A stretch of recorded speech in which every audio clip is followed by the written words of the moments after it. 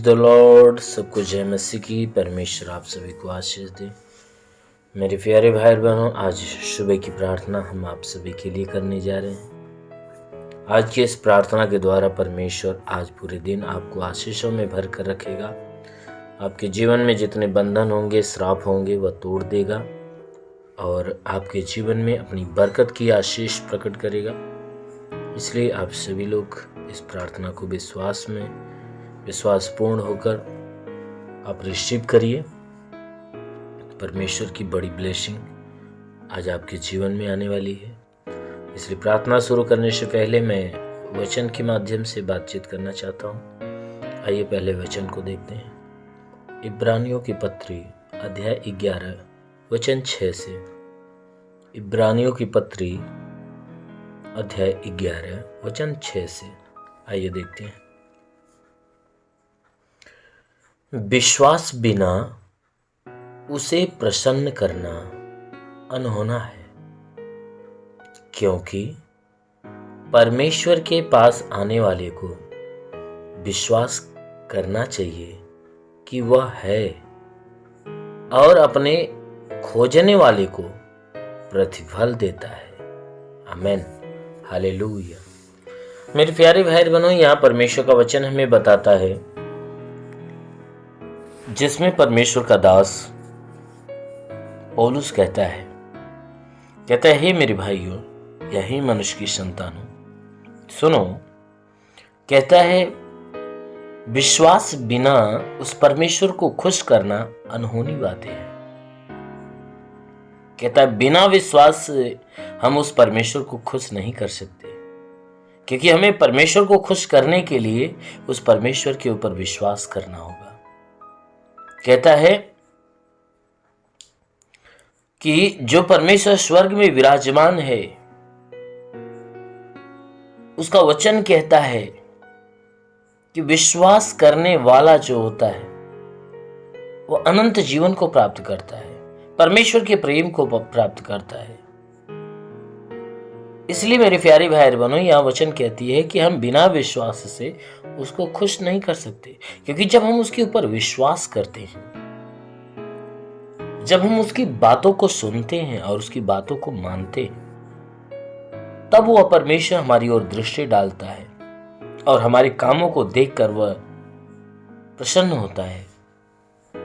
इसीलिए कहता है वचन में कि बिना विश्वास उसे प्रसन्न करना अनहोनी बातें हैं, क्योंकि परमेश्वर के पास आने वाले को विश्वास करना चाहिए कि वह है। कहता इसलिए जितने लोग परमेश्वर के पास आते हैं उन्हें इस बात का विश्वास करना चाहिए कि सच में वह परमेश्वर है। क्योंकि आप परमेश्वर के पास आ रहे हो, तो आप जब परमेश्वर के सम्मुख खड़े होते हो या उसके भवन में जाते हो, कलीसिया या चर्च में जाते हो, तो आपके दिल में यह विश्वास होना चाहिए कि जब हम कलीसिया के अंदर या परमेश्वर के भवन के अंदर या परमेश्वर के सम्मुख हम खड़े हो रहे हैं, तो हमें यह विश्वास करना चाहिए कि सच में वो हमारे बीच में, हमारे सामने है। वचन कहता है सच में विश्वास करना चाहिए। आप अपने घर में ही अगर परमेश्वर के सम्मुख खड़े होते हो, तो आपको उस समय ये बात का विश्वास करना चाहिए कि हम जहां परमेश्वर के सम्मुख खड़े हो रहे हैं, तो हमारे सामने वह है।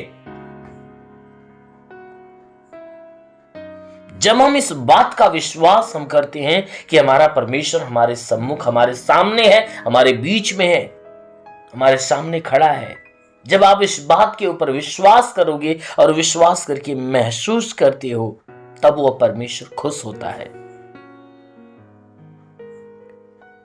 और बाइबल बताती है कि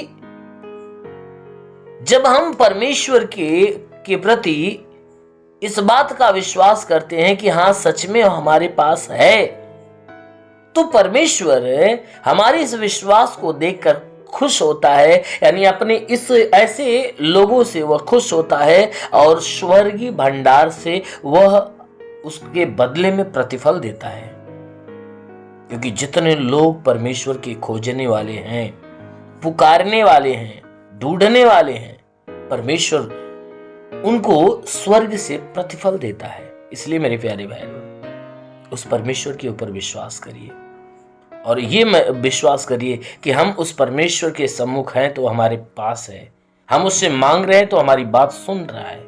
जब हम उस बात पे विश्वास करते हैं, उसकी बात को सुनते हैं, मानते हैं और उसकी आज्ञा का पालन करते हैं तो सच में वो हमें स्वर्गीय भंडार से एक बड़ा प्रतिफल देता है।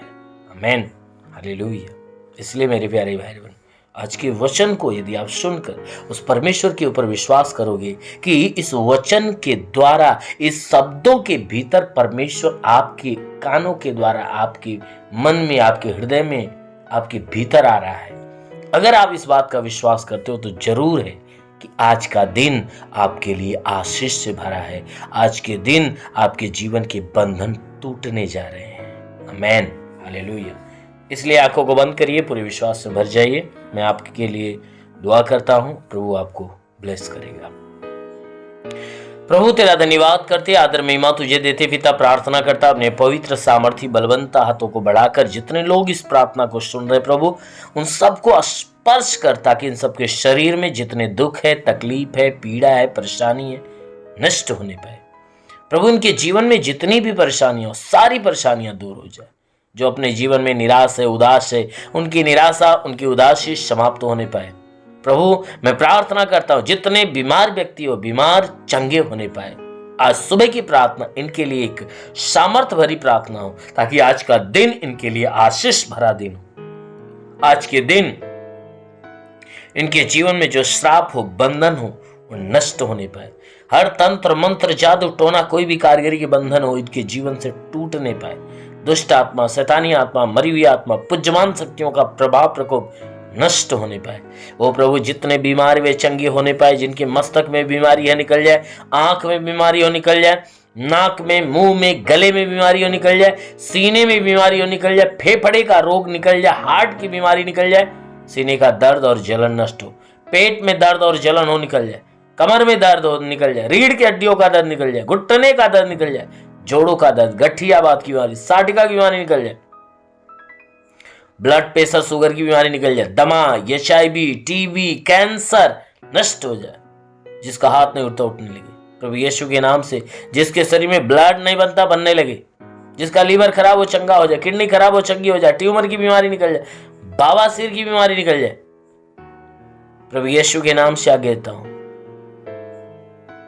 कि इनके शरीर के अंदर अपेंडिक्स, हार्निया की बीमारी, फाइलेरिया, थायराइड की बीमारी निकल जाए। हाथ नहीं उठता उठने लगे, पैर नहीं चलता चलने लगे, लकवे का बीमार चंगा हो जाए, ट्यूमर की बीमारी निकल जाए, बवासीर की बीमारी निकल जाए।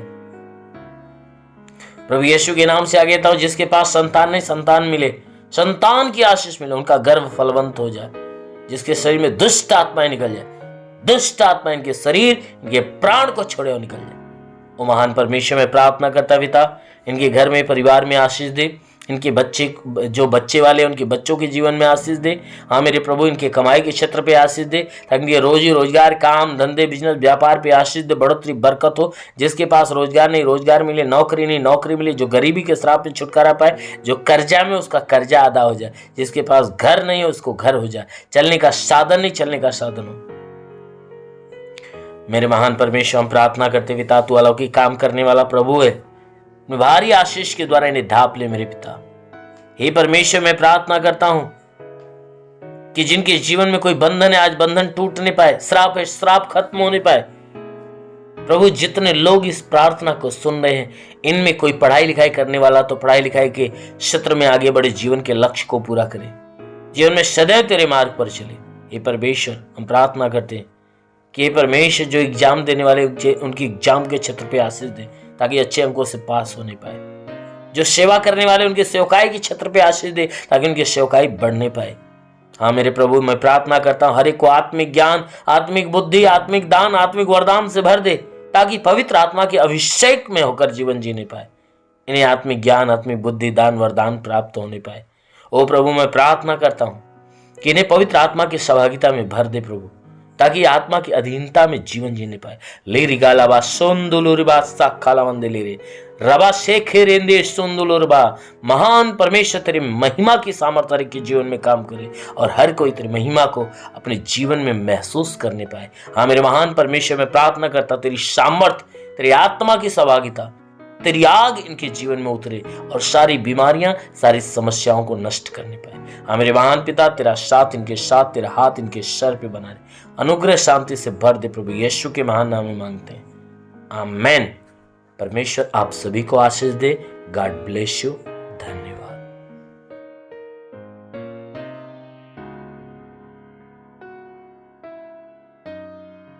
इस वीडियो को लाइक करें, हमारे चैनल को सब्सक्राइब कर बेल आइकन जरूर प्रेस करें हमारी लेटेस्ट वीडियो सबसे पहले देखने के लिए।